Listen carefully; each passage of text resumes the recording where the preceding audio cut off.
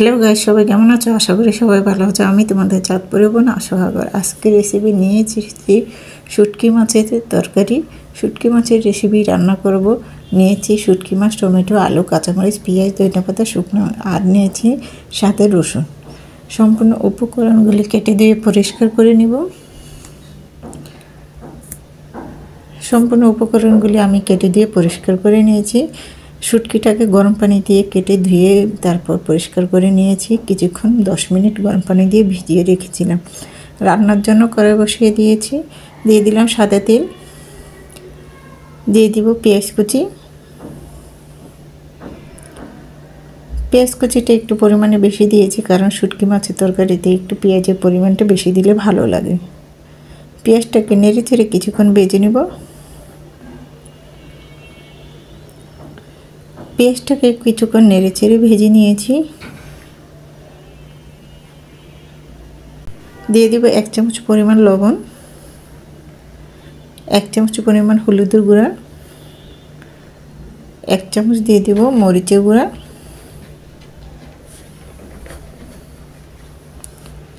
আর দিয়ে দেব কোয়াটার চামচের 1 চামচ হাফ দিয়ে দিলাম আধা চামচের মতো কোয়াটার চামচের আদা রসুন বাটা। মশলাগুলি নেড়ে চেড়ে তেলের মধ্যে কিছুক্ষণ ভেজে নিয়েছি। এখন দিয়ে দেব শুটকি মাছটা। শুটকি মাছটা আমি কিছুক্ষণ নেড়ে চেড়ে কষিয়ে নেব।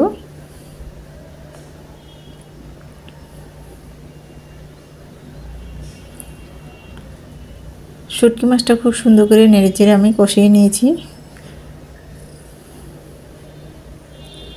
এখন দিয়ে দেব আস্ত রসুনের কোষাগুলি, দিয়ে দেব কাঁচামরিচ কুচি,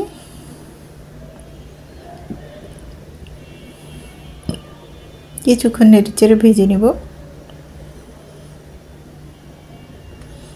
সামান্য পরিমাণে পানি দিয়ে আমি মশলাটা এবং শুটকিটাকে ভালো করে কষিয়ে নেব।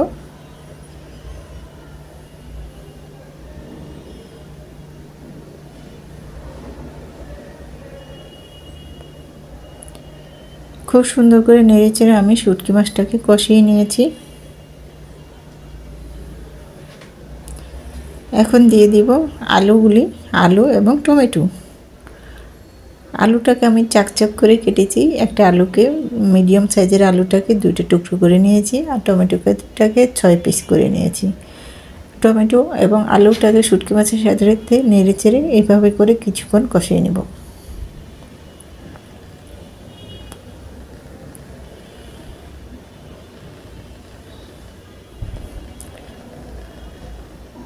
পাঁচ মিনিট ঢেকে রান্না করব। 5 মিনিট পরে ঢাকনাটা তুলে আবারও আলতো করে নেড়ে চেড়ে দেব। টমেটোর থেকে বেশ পরিমাণে একটু পানি বের হয়েছে। এই পানির মধ্যে শুটকি এবং আলু টমেটোটা ভালো করে কষিয়ে নেব। কষানো হয়ে গিয়েছে, পরিমাণ মতো আমি জলটা দিয়ে দিব।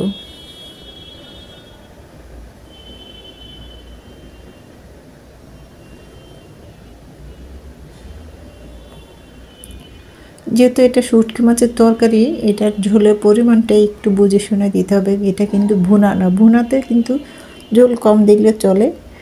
আমি যেহেতু শুটকি মাছের তরকারি রান্না করছি, একটু ঝোলের পরিমাণটা একটু বেশিই দিয়েছি। নেড়ে চেড়ে 10 মিনিট রান্না করবে। এই 10 মিনিটের মধ্যে তরকারিটা আমার হয়ে যাবে। 10 মিনিট পরে ঢাকনাটা তুলে আলতো করে নেড়ে চেড়ে দিচ্ছি, এবং আলু টমেটো সবই সিদ্ধ হয়ে গিয়েছে। তরকারিটা পরে হয়ে আসছে। এখন দিয়ে দেবো ধনেপাতা কুচি, ছড়িয়ে দেবো। ধনেপাতাটা দিলে অসাধারণ একটা ফ্লেভার আসে, খেতে কিন্তু খুবই ভালো লাগে। ধনেপাতা কুচিটা দিয়ে আলতো করে নেড়ে চেড়ে মিশিয়ে নিয়েছি। এখন কিন্তু ভাজা জিরার গুঁড়ো ব্যবহার করব। যেহেতু শুটকি মাছ, সেজন্য ভাজা জিরা গুঁড়োটা ব্যবহার করব। কোয়াটার চামচের হাফ চামচ ভাজা জিরা গুঁড়ো দিয়ে দিয়েছি। জিরা গুঁড়োটা দিয়ে আলতো করে নেড়ে চেড়ে মিশিয়ে নিচ্ছি।